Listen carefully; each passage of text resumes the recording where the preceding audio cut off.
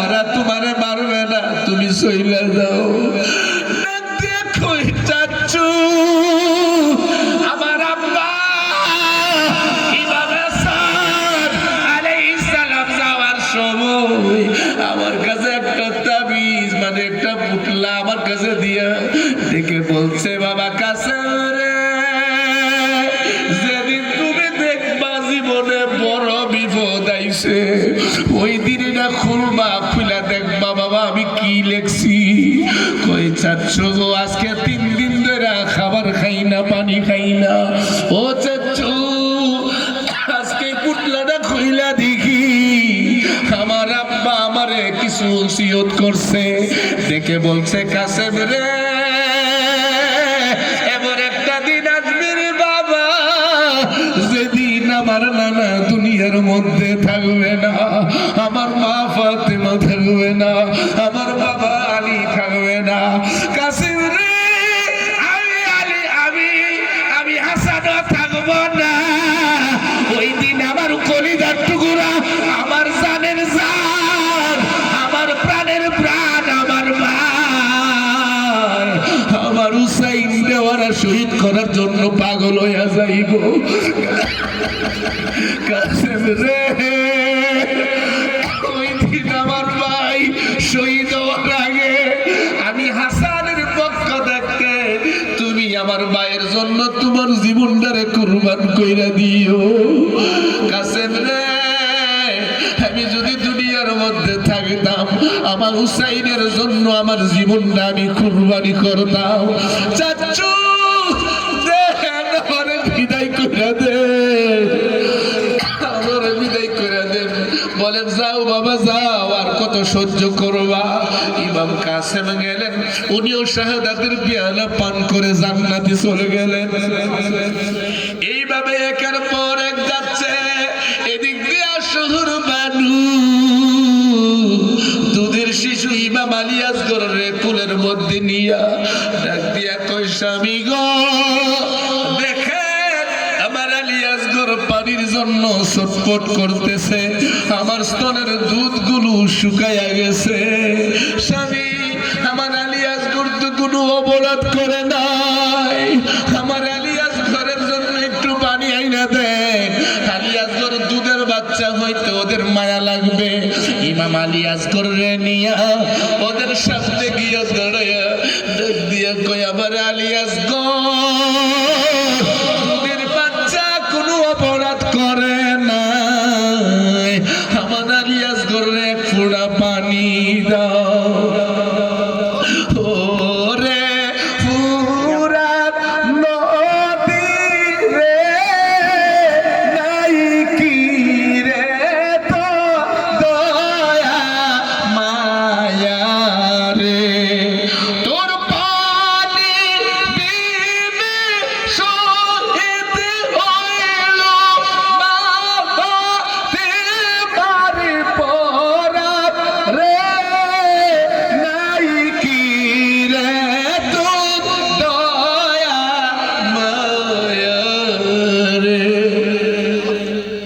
ইমাম আলী আসগরের কুলের মধ্যে দিয়া ওদের সামনে দাঁড়ায় বলতেছে, দেখো আমার দুধের বাচ্চারা, দেখো কেমনে ছটফট করতেছে। ইমাম আলী আসগর বাবার কুলের মধ্যে ছটফট ছটফট করতেছে।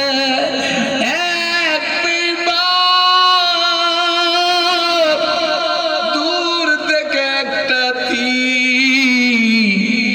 ইমাম আলী আসগরের দিকে সুইরা মারছে। তিনটা শিয়া ইমাম আলী আসগরের গলার মধ্যে এইভাবে বিদ্ধ হইছে রে, গলাটা ছিদ্র হইয়া, আলী আসগরের গলাটা ছিদ্র হইয়া ফিটকির মতো রক্তগুলো দরিয়ার মধ্যে পড়তেছে। ইমাম হুসাইন একটা চিৎকার দিয়া কয়, আল্লাহ, ওরা আমার আলী আসগরের ছাড়লো না, আমার আলী আসগরের জন্য ওদের মায়া লাগলো না। আল্লাহ তুমি সাক্ষী থাকো, এই রক্তের বিনিময়ে আমার নানার উম্মতরে মাফ কইরা দিও। ইমাম আলী আসগর আলাইহিস সালাম উনিও শহীদ হয়ে গেল। এইভাবে মাওলা তারপরে যাচ্ছেন, এইভাবে যাচ্ছেন সামনে। যখন সামনের দিকে যাচ্ছেন, আয়েশা সবার কাছ থেকে বিদায় নিলেন, একজন একজন করে সবার কাছ থেকে বিদায় নিলেন। বিদায় নিয়া দুলদুল ঘোড়ার উপরে উইটা মাওলা যখন সবার কাছ থেকে বিদায় নিয়ে যাবে, এমন সময়ে দুলদুল ঘোড়ার লড়াছড়া করে না। দুলদুল রে, এতক্ষণ সবাই রে নিয়ে গেলি, এখন কেন তারাইয়া গেলি? আর একটু কষ্ট করে আমারে নিয়ে যাও, আর তোমারে বিরক্ত করবো না। দুলদুলের চোখ দিয়া পানিগুলো গড়াইয়া গড়াইয়া পড়ে। মানুষ হয়ে ছিল না, মানুষ হয়ে মায়া লাগলো না। দুলদুল একটা ঘোড়া হাইওয়া পশু হইয়া নবীর আহলে বাইতের জন্য কান্দে। মাওলা তখন লাভ দিয়া নাই মাগো, আমার সকিনা কই, আমার ছোট্ট মেয়েটা কই, আমার সকিনা কই? তাকায়া কোনো দিকে পায় না। হঠাৎ করে দেখে দুলদুল ঘোড়ার পায়ের মধ্যে আন্দা দিয়া ধইরা মা সকিনা কান্দে রে। ডেকে ডেকে বলে, দুলদুল রে, তোর দুইটা পায়ে ধরি রে, তুই আমার আব্বারে নিস না রে দুলদুল। ও দুলদুল, তুমি যারে নিছো হে শহীদ হয়ে গেছে, তুমি আমার আব্বারে নিও না। আমি আমার আব্বারে ছাড়া ঘুমাইতে পারি না, আমার আব্বারে ছাড়া আমার খাওয়ানো হয় না, আমার আব্বারে ছাড়া কেউ আমারে খাওয়াইতে পারি না। মাওলা হযরত সকিনারে কুলের মধ্যে নিয়া, বুকের মধ্যে নিয়ে আদর কইরা ডাক দিয়া কয়, মাগো মা, ও মা, দেখা হবে হাসরের ময়দানে। সকিনা 2.5 বছরের মেয়েটা, যার চিন্তা করে এমন মেয়ে যার আছে, কেমন লাগে মেয়েরে সাইরা যাইতে। সকিনা সারে না, বাবার গলা সারে না, কান্দে, বাবা কান্দে। সকিনারে তার ফুফুর কাছে দিয়া দুলদুল ঘুরালিয়া কারবালার মাঠে গিয়া লড়াই করতে করতে করতে করতে লড়াই করতেছে। চারদিক থেকে তীর তরবারি, একটা দুইটা তিনটা না শত শত তীর মাওলা হুসাইনের পিঠ মুবারকের মধ্যে এমন ভাবে ঢুকছে, তীরের আঘাতে রক্তাক্ত হইয়া ঘোড়ার থেকে জমিনের মধ্যে পড়ে গেছে। এমন সময়ে এক পাশে ডুবি মাওলার বুক মুবারকের উপর উইঠা বৈশা তরবারি নিয়া উনারে শহীদ করার জন্য পাগল হইয়া গেছে। ডাক দিয়া কই, কে রে তুই? আজকে জুমার দিনে আমি হুসাইনের বুকের উপরে উইঠা বসছো। এই বুকটা নবীর বুকের মধ্যে লেগেছিল, এই বুকটা মা ফাতেমার বুকে লেগে আছিল, এই বুকটা মাওলা আলীর বুকের মধ্যে লেগে আছিল। কে রে তুই? আমার নানা বলছে সে আমার শহীদ করবে, তার বুকে কোনো পশম থাকবে না। তুমি তোমার বুকটা দেখাও। বুকটা দেখাইলে তাকা দেখে তার বুকে কোনো পশম নাই। ডেকে বলে, সীমার রে, এত ধৈর্য ধরছো, আর একটু ধৈর্য ধরো। আমি সেজদার মধ্যে যাব, সেজদার মধ্যে গেলে তুমি আমার ঘাড়ের দিক দিয়া তরবারি চালাইয়া দিও, কারণ আমার কণ্ঠনালীর মধ্যে ছুরি লাগবে না। আমার কণ্ঠনালীর মধ্যে আমার নানা হাজার হাজার বার চুমু দিয়েছে, আমার ঘাড়ের মধ্যে তরবারি লাগাইয়া দিও। মাওলা সেজদার মধ্যে গিয়া, সেজদার মধ্যে গিয়া ডাক দিয়া কই, বাবু,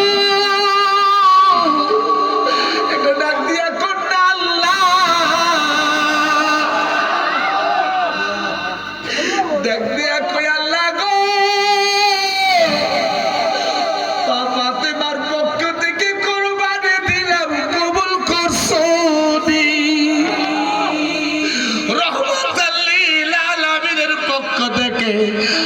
থেকে হুসাইনের কুরবানি কবুল করছনি মাওলা আলীর পক্ষ থেকে কুরবানি কবুল করছনি আমার আলী আকবর আমার কাসেম আমার আলী আসগর আমার আব্বাসের কুরবানি কবুল করছনি আল্লাহ বলো কুরবানির ওসিলায় আমার নানার উম্মতরে তুমি মাফ করছনি সেজদার মধ্যে রইলেন এদিক দিয়া বেঈমান গানের দিক দিয়া তরবারি চালায়া আমার মওলা হুসাইনের মাথা মুবারকের শির মুবারক দেহ মুবারক থেকে একেবারে আলাদা করে ফেলে আলাদা কইরা তীর রাগার মধ্যে নিয়া বল্লভের রাগার মধ্যে নিয়া মিছিল দিয়া ইয়াজিদের দরবার পর্যন্ত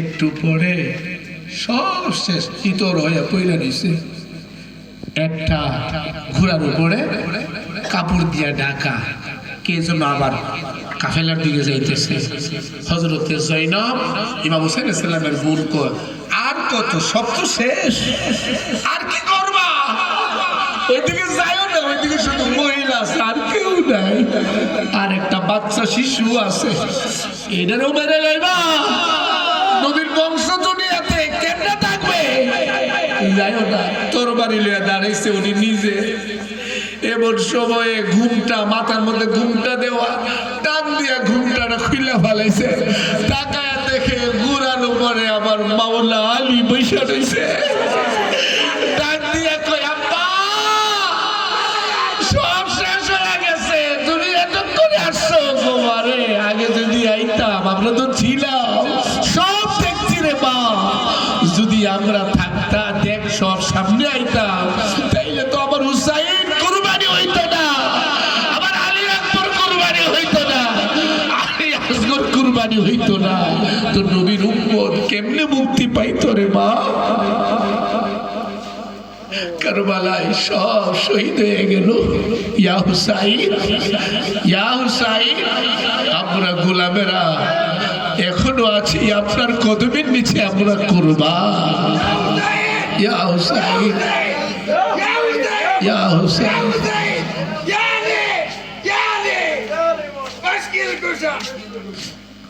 ভাইরা আমার সেই নবীর আহলে বাইত আপনার জন্য আমার জন্য জীবন উৎসর্গ করেছে কারবালা অনেক হাকিকত অনেক আলোচনা আমার নবী বলছেন নবীজি কাঁদতেছেন মা ফাতেমা গিয়া বলতেছেন আব্বা হুসাইন রে কোলে নিয়ে আপনি একটু আগে হাসলেন এখন কাঁদতেছেন কেন কি হইছে তো মাগো একটু আগে জিবরাইল বলছে আমার এই হুসাইন রে নাকি কারবালাতে আমার কিছু নাফরমান উম্মত শহীদ করে দিব মা আমি এজন্য কাঁদতেছি বলে আব্বা তাহলে আপনি থাকবেন না কয় না আলী থাকবে না কয় না আমি থাকবো না কয় না হাসান থাকবে না কয় না আব্বা আপনিও নাই আলীও নাই আমিও নাই হাসানও নাই আমার হুসাইন শহীদ হলে কে কাঁদবে কারা কাঁদবে আমার নবী কয় মাগো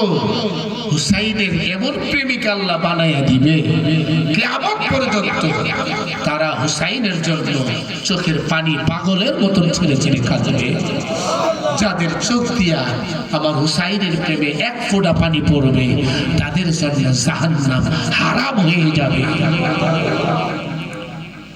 এজন্য আসুন আমরা আহলে বাইতের প্রেমে আমাদের জীবনকে উৎসর্গ করি কোরবান করি আহলে বাইতের প্রেমে আমাদের জীবনকে কোরবান করি নবীর আহলে বাইতকে জানের চাইতে বেশি ভালোবাসি তারাই হলো ঈমানের মূল তারা হইল ঈমান তারা হইল জান্নাতের বাদশা কাউসারের বন্টনকারী আমার নবীর সাথে তাদের ছাড়া কোনোদিন আমার নবীকে পাওয়া যাবে না, আর নবীকে ছাড়া আল্লাহকে পাওয়া যাবে না। আল্লাহ পাক আমাদেরকে কবুল করুন, সকল বলুন আমিন। আরো জোরে বলেন আমিন। আজকের এই আলোচনাটা আপনারা আবার শুনতে পারবেন আমার ওই যে পাক পাঞ্জাতন দরবার শরীফ নামে ফেসবুক আইডি, এর মধ্যে আপনারা ইনশাআল্লাহ পাবেন, সেখানে আমাদের নাম্বারগুলো পাবেন। আজকের মাহফিলটা আমি মনে কবুল হয়ে গেছে, আমিন।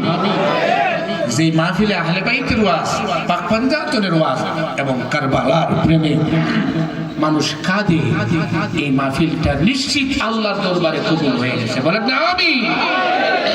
এজন্য আহলে বাইতের নামে, পাঞ্জাতনের নামে মাহফিল করবেন বেশি বেশি করে, এবং আলেমদেরকে বলবেন এই শানে ওয়াজ করার জন্য। আসেন আমরা দাঁড়ায় নবীকে একটু সালাম দিই। ইয়া